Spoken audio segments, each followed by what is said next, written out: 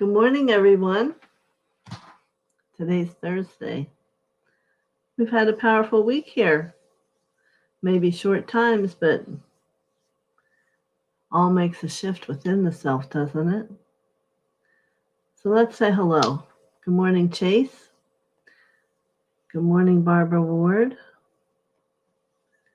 And Kathy Marino. And here we are. So let's ask for Mother and Father to come be ever present with us here in this morning, and all the angels and all the beautiful groups of them that are everywhere around the world and in the universe, and all the blessed ascended masters to bring their wisdom and their light, and to all those beings in the universe that are learning, they're welcome here in our place of study. And we'll state our mantra. I am the soul. I am the light divine. I am love. I am will. I am fixed design.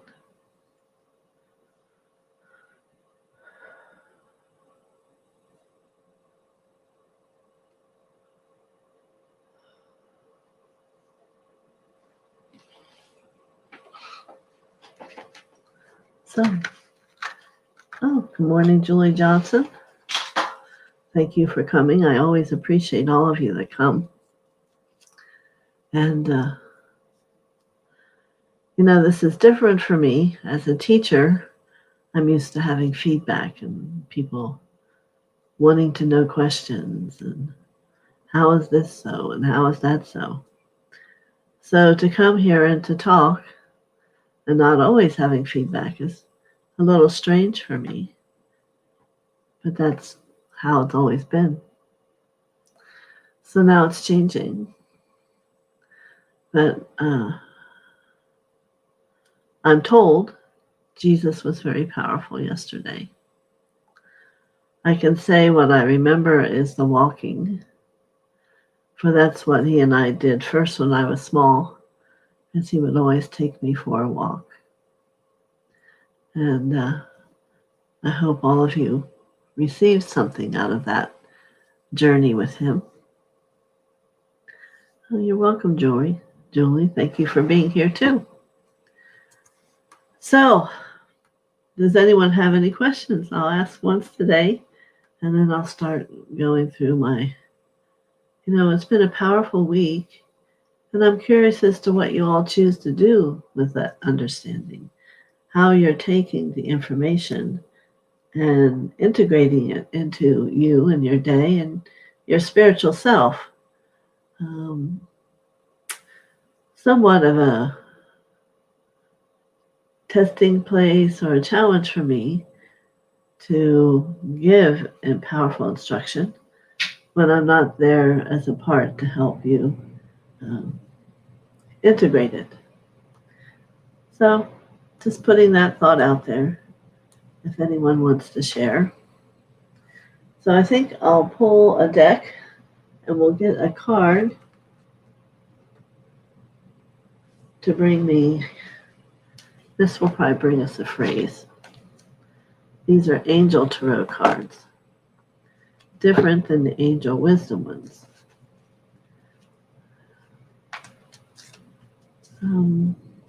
So they speak more in a way with our humanness and bring the understanding into an angelic level. So I really like them. Now I had one fall out. Actually, two of them.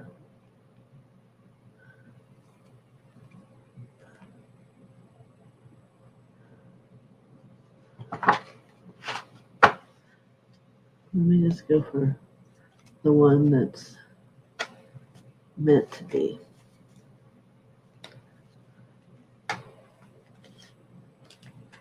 No, I don't do cards in my reading. There's really, maybe at the end sometimes, And it always speaks to what we did. This is the page of fire. The outgoing, the creative, the confident, and the mischievous. News of an exciting new endeavor. Use your originality and ingenuity. So here's the image. There you go. Can't really make out what that is in the bubble. Interesting. Outgoing and creative. Now, the other one is an 8 of fire. Events are moving at a fast pace. Delays are over. Many things are happening at once. And I would interpret that to say, and to think that's what's happening to you right now. It's a wand of light, which is the 8 of fire. So let's see here for Julie. Many years ago, Jesus came to me in meditation. He put his right hand into my head. I had a car accident prior to, and I felt a healing. Was totally blown away. Never forget this one. Yes, I would agree. Those kind of things happen. Probably a lot. He is quite special. I don't know if I told you, a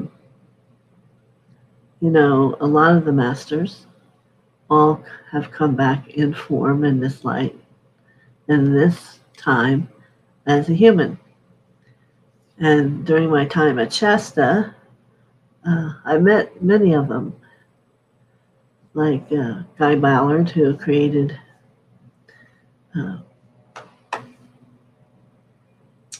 the I Am work. I have met DK in his human form. And it was interesting because while I've spent so many years studying with DK, we really didn't have much chance to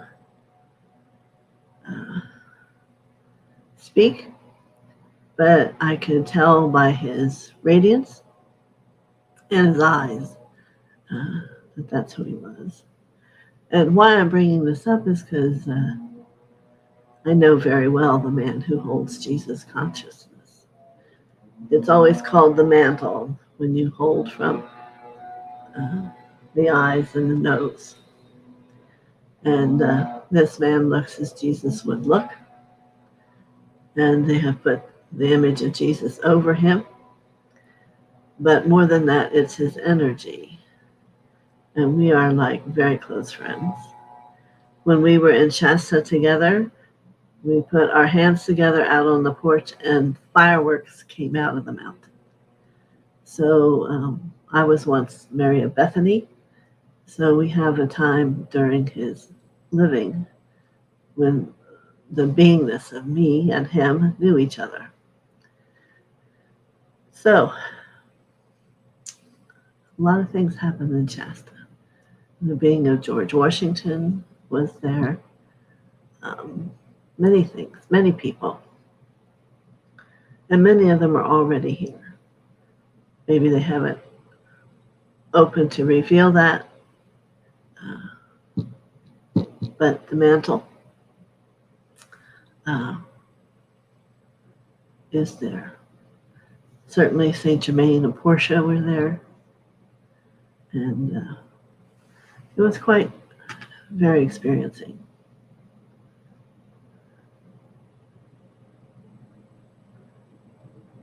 I would say, hesitant to say the all, but I would say most come with karma to heal. And how I come up with that answer is when your higher self begins to work with you. Imagine it also a being with 7 chakras, and they start to match up. And when the root of your higher self is on your crown, you heal those issues around safety and being with God. And as it moves down, the 2 chakras meld into whatever you happen to be working with karmically. to release. So, oh boy, let me get rid of this. Something popped up.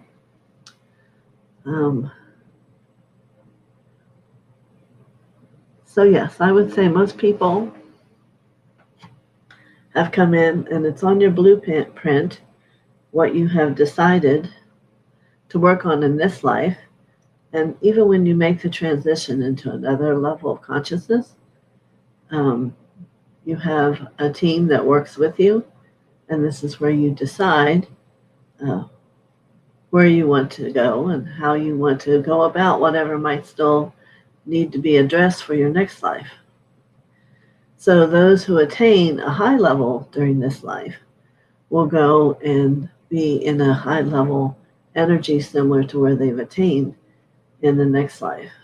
You can reach high enough to where you have been removed from birth and death, and you're just light.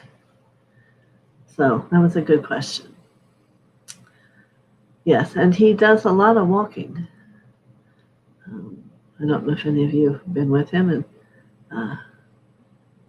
had that experience. So Barbara says, what an awesome experience you've had, and I'm sure still having a very exciting and eventful life. And it's very true, especially when I went to Thailand and met my twin flame. They had tried to put us in the same room. I was married. And by the end, I went home, got divorced, and we began our 34 years of life together. And we traveled around the country and are living very profound. Chase asks, is the blueprint and the soul contract the same? No. The blueprint is about your destiny in this life. A soul contract is something you can have with someone or even with God. It could be a vow, all those kinds of things. Blueprint is much more in-depth at certain levels, what will happen at certain times, what will come up, and what you're always going to have over here on one side thinking about throughout the whole time. It's very fascinating. And at first when I could see them, I thought we wouldn't think of it being that limiting. And then I understood if you have to step back one more step and not see it as limiting, but a part of the whole of why there are so many lives and why there's only certain things that's done each life. It's like you think you come and you're working on just the whole thing, and yet you're really not. There's certain pieces or parts that you have chosen the parents you have for, and lessons they bring up for you to heal. So I hope that answers your question. The other thing about soul contracts are in the subconscious, there is a place with the subconscious work I teach that if you feel that you've done the work and are ready to release, there is a wall of violet that has these ribbons of a light lavender, and you can untie it and the ribbon in that contract just goes up into the light. It's very powerful. So, yes, this is good conversation. So, the cards are gone. I guess I put them aside. And that we weren't meant to have them. I don't know. It's so funny sometimes. I guess I wanted to talk about the fire. I don't know if I showed you that card. The different strands of fire. You know, there's a good thing about fire, and certainly there's a destructive piece of fire. When it comes to us, there's a piece of not so much in your physical form, but in your light form, that you can learn that fire is your friend, and the light can become fire-like. And I don't know if any of you have ever read the books, The Masters of the East. Emil in those books teaches you to not be afraid of fire, and that you can walk through fire. I believe that's different than walking on coals. But I wouldn't suggest it. That's not why I'm bringing it up. But fire can be a wonderful gift to hold. Some of you may get real hot, and you have to ask yourself, is that a part of your beingness having achieved a release of a karma, and it's burning it up and letting it go? Sometimes I have a fever, what would appear to be a fever. I'm not sick, but I'm just very hot for 3 days. And it's gotten to where now that's a big shift in whatever's happening, and I wake up and there's just more, and it's just how it works. So, as you're on your path at certain levels, certain ways happen. In the beginning, you might just feel rush after light, and it's not stopping. I've worked with a lot of people, and it's always somewhat different and unique.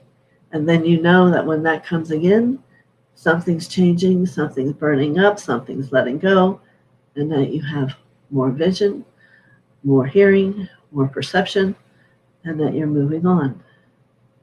I think most important thing to understand is the gentleness of it. It's not like you're going to go from here to there in a moment. It's a journey. It's like stepping stones. And you don't want to step over one because you'll just have to go back and discover it again.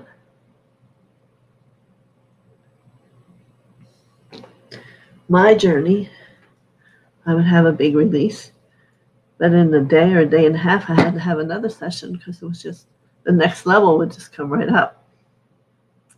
Because remember, on the DNA, as that DNA twist, there's many, many levels in that one square, let's call it. And then there's many levels to go within it. So, a lot. So here's a question from Chase. You mentioned vows. How do we know which vows we took in our past life, which is affecting our present life? Usually it would come up in your healing. If you work with a gifted healer, for instance, I've seen that come up in healings, and we always call in Jesus to release the vows. And it could be like you have a vow to be poor. You have a vow to work hard. Neither of those are your truth. God will tell you work for him and you'll be joyous every day. And I would say I am joyous every day. It's never to do it and to have yourself feel too much. I do learn a balance, and that the energy, what I hold, I do have to take some time where I can be me. But I hope that answers your question. So I haven't experienced where someone is able to just ask themselves that and write them down. Usually it would come up during a process of healing something, and it would be a key part into the releasing, and then whatever the pattern is can be let go. Healing is about patterns. I don't know if you all understand that or see it that way. They're statements, they're negative statements that seem to keep coming up and reliving your life. And as you start to work on it, you'll be able to, oh yeah, I remember that happened before. Well, it keeps happening because you haven't cleared it. And once you go in and do the work and find out how and why you have to let it go, it won't happen anymore. And that's what the process is with the 144,000 parts of you. They need to all become the love of light that they are. So each one of them has a pattern. And the journey this life, or whatever life you've had here, is to go about discovering how you can embrace that part of you more and to bring light to it. So I hope that helps you, Chase. Marby, good morning. Glad you came to join us today. So, Any more questions from you, Chase or Barbara?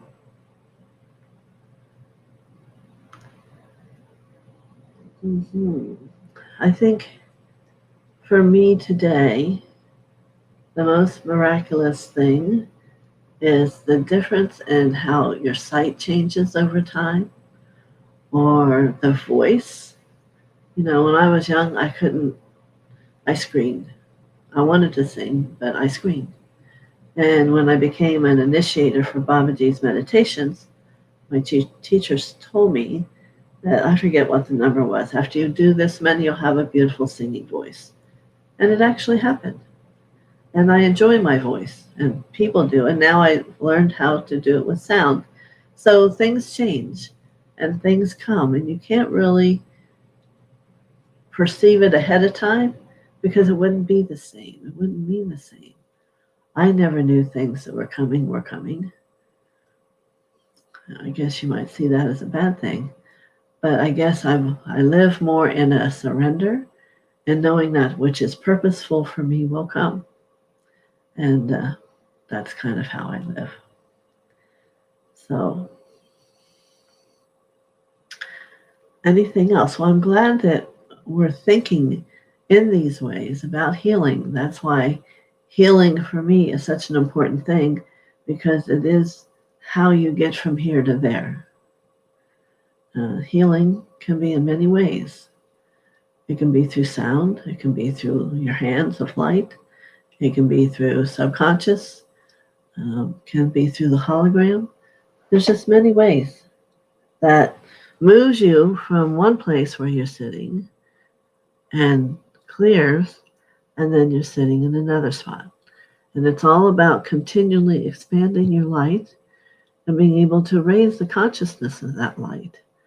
And the brain grows. I recently was told, did you know that the brain is mostly 65% lecithin? Interesting thought, isn't it? I didn't know that. Never professed to know everything. But things like that come to me, and that's interesting. Like who was it who mentioned about the head? But you can get some sunflower lecithin. Won't hurt you.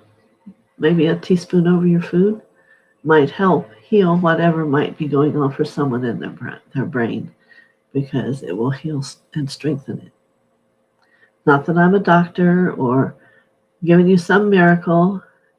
It's just one thing makes a connection to the other.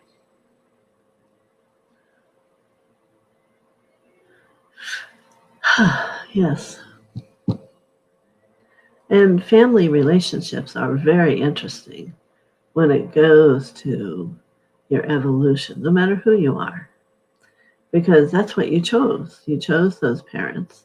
So in that, you chose whoever was going to be coming along, and fascinating to watch how and what happens, And then there's people also, I'm sure, like myself. I knew I didn't belong to my family. Everybody was so different. My father and I got along, but he was the seventh son. He was very gifted.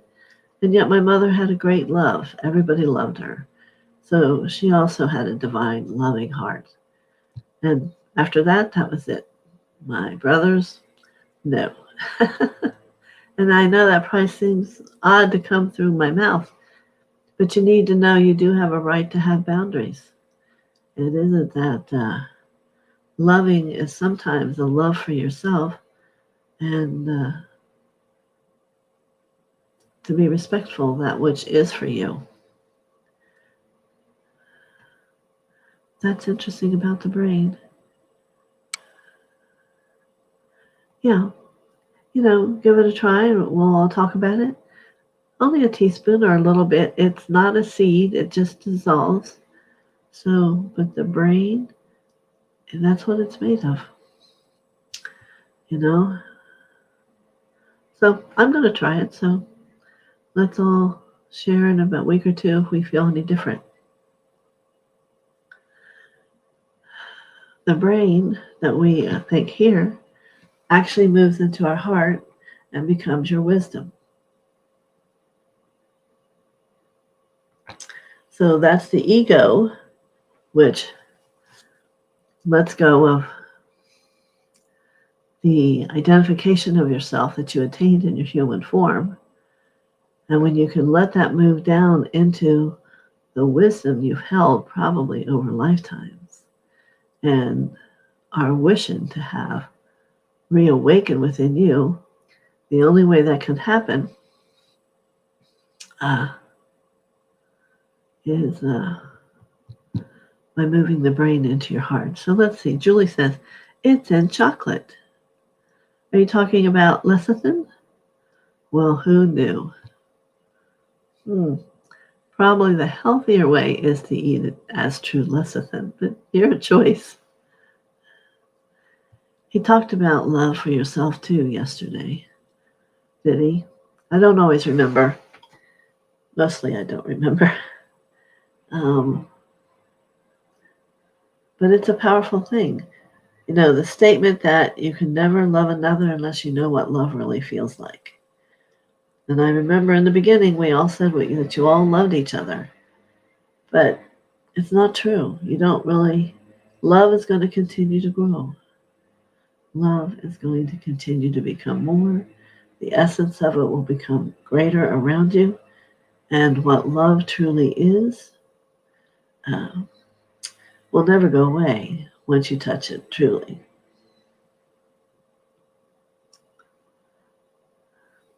How about that? Lecithin is in the brain. And then when you love another, they can feel it.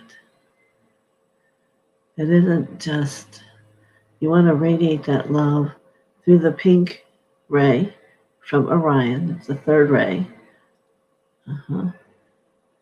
And when you do that, even for yourself, you are enhancing your development on your journey. No mistake. All right. So, any final questions today? See, we just moved right on along and we learned a lot and talked about a lot. And that's what this is about, having a conversation. I feel like there might be one more coming.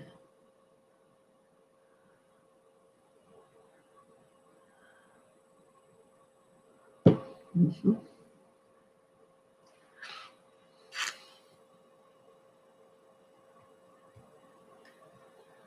You know, thoughts are things. It's going to be my last little thought here.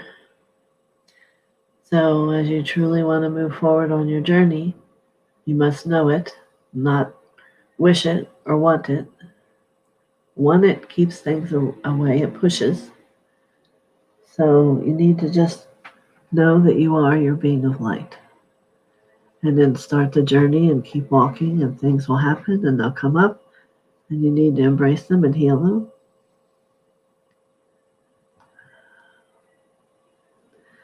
Julie Johnson says, is there any particular way to send the love?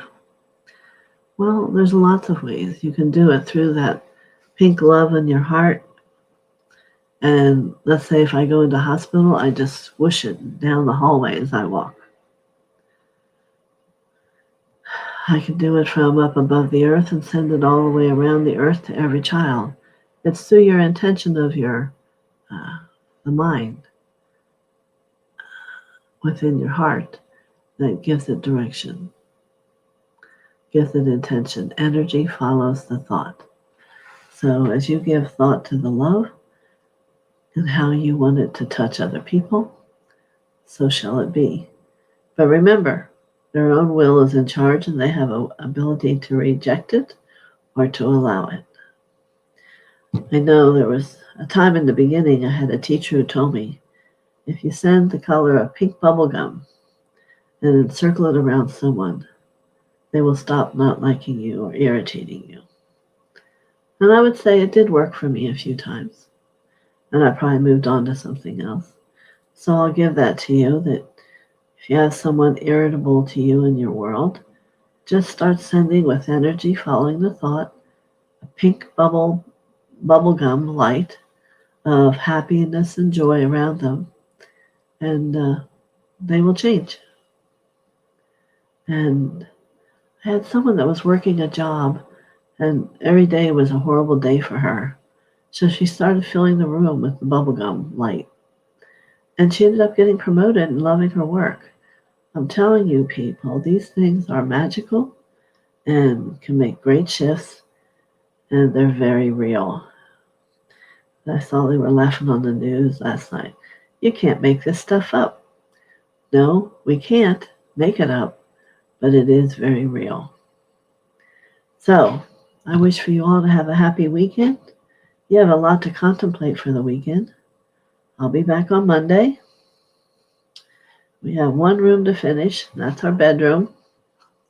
You can see we take our time and let it speak to us. We got pictures up yesterday. We put up a vague painting of Jermaine and Babaji, and a picture that was drawn for me by one of my clients that's on the cover of my book. It's a being of light. First her head's down, and then she's looking up, and there's light pouring all over. So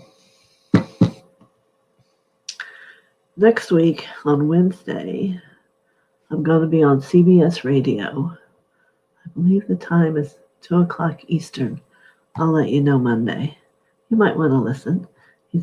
Someone there is going to ask me all about my book. And probably me. So, there we go. So, I wish many blessings for all of you from my heart. And that may this be an adventurous weekend to discover a deeper part of you, and most importantly, to feel more of your love. Take a walk and sit within yourself. What do you find out that you didn't know? And chase this thing to you. Thank you very much. It's a beautiful time. We see a rainbow over this water almost every day, and we feel so blessed. I saw an eagle flying yesterday low over the water looking for food. So many meanings, but many blessings. God bless you. May you know the joy of love.